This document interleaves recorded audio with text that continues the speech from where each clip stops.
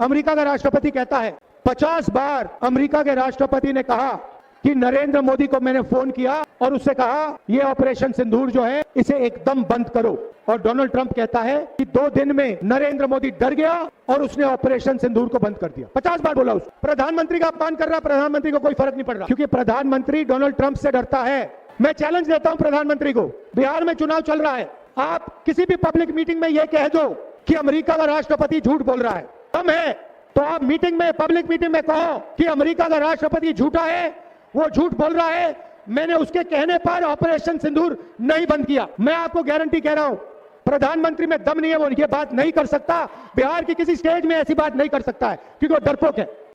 यही नहीं, अभी और सुनिए, ये लोग वोट चोरी करने में लगे हुए हैं। महाराष्ट्र का चुनाव चोरी किया, हरियाणा का चुनाव चोरी किया और फिर ये बिहार का चुनाव चोरी करने की कोशिश कर रहे थे। इसलिए हमने यहाँ पे वोटर अधिकार यात्रा शुरू की, पूरे बिहार में हम गए और आपने पूरे दम से अपनी आवाज इनको सुनाई।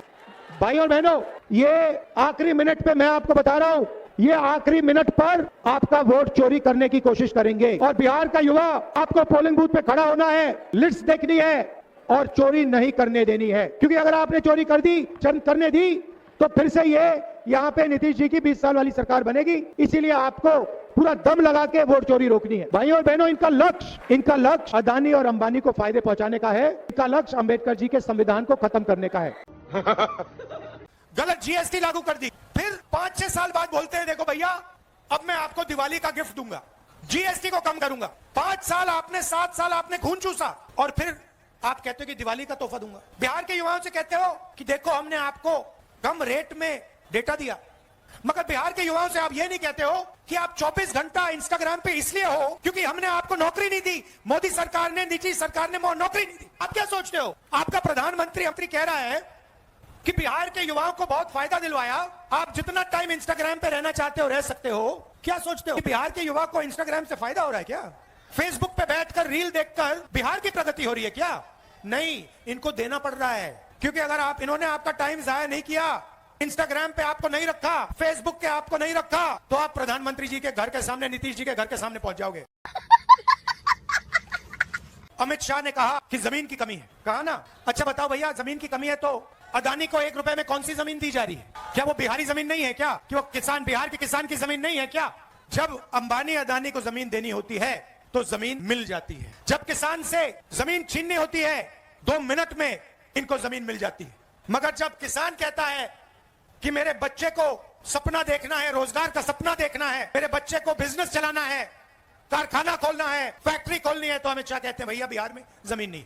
जो भी अदानी और अंबानी को दिया जाता है उसे विकास कहा जाता है। उनका जितना कर्जा माफ करना है करा देंगे। बिहार के किसानों का कर्जा माफ किया, बिहार के किसान को सही रेट दिया ना, और फिर आके कहते हैं कि जमीन नहीं। कौन है ये लोग, कहां से आते हैं?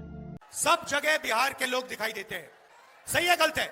दुबई जैसी जगह को आपने अपने खून पसीने से बनाया है, आपके खून पसीने से दुबई बना है। सही है गलत है? तो मेरा आपसे सवाल है कि अगर आप दुबई जैसा शहर बना सकते हो, बेंगलोर जैसा शहर बना सकते हो, मुंबई जैसा शहर बना सकते हो, तो मैं आपसे पूछना चाहता हूं ये जो चमत्कार आप बिहार के बाहर करते हो, ये आप बिहार में क्यों नहीं कर पा रहे हो? ये बड़ी अच्छी बात कही आप।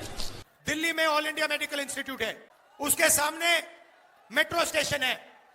आप कभी दिल्ली जाएं, उस मेट्रो स्टेशन में जाइए, रात को 12 बजे आप उस मेट्रो स्टेशन में जाइए नीचे और देखिए क्या हो रहा है। बिहार के हर डिस्ट्रिक्ट से लोग वहां इलाज कराने जाते हैं। मैं गया, मैंने उनसे पूछा भाई यहां क्यों आए? कहते हैं मुझे बताया कि अगर कोई बिहार के अस्पताल में इलाज करने जाता है तो वो अस्पताल से वापस नहीं आता है, वहीं मर जाता है। बिहार के अस्पतालों में लोग जीने नहीं जाते हैं, मरने जाते हैं। यह है आपकी सरकार की सच्चाई। और दूसरी तरफ नरेंद्र मोदी खड़े हैं, जिनके हाथ में नीतीश जी का रिमोट कंट्रोल है। जौन सा बटन दबाया नरेंद्र मोदी ने, वही चैनल नीतीश जी चालू कर देंगे। जो भी बुलवाना होगा वो करवा देंगे, जो भी करवाना होगा वो करवा देंगे। 20 साल नीतीश जी के राज करने के बाद भी, 11 साल नरेंद्र मोदी जी के राज करने के बाद भी बिहार देश का सबसे गरीब राज्य है। बिहार में सबसे ज्यादा बेरोजगारी है, महंगाई है, पलायन सबसे ज्यादा है, प्रति व्यक्ति आय सबसे कम अगर कहीं का है तो बिहार के लोगों का है पूरे देश में। आप लोग एक मौका तेजस्वी को दीजिएगा, हाथ उठा करके बताइए, एक मौका तेजस्वी मांग रहा है। तेजस्वी से कोई शिकायत है क्या आपको? सुनाई नहीं दे रहा। तेजस्वी से कोई शिकायत है? एक मौका मिलेगा। तेजस्वी ने किसी का नुकसान किया है? तेजस्वी ने किया है क्या नुकसान?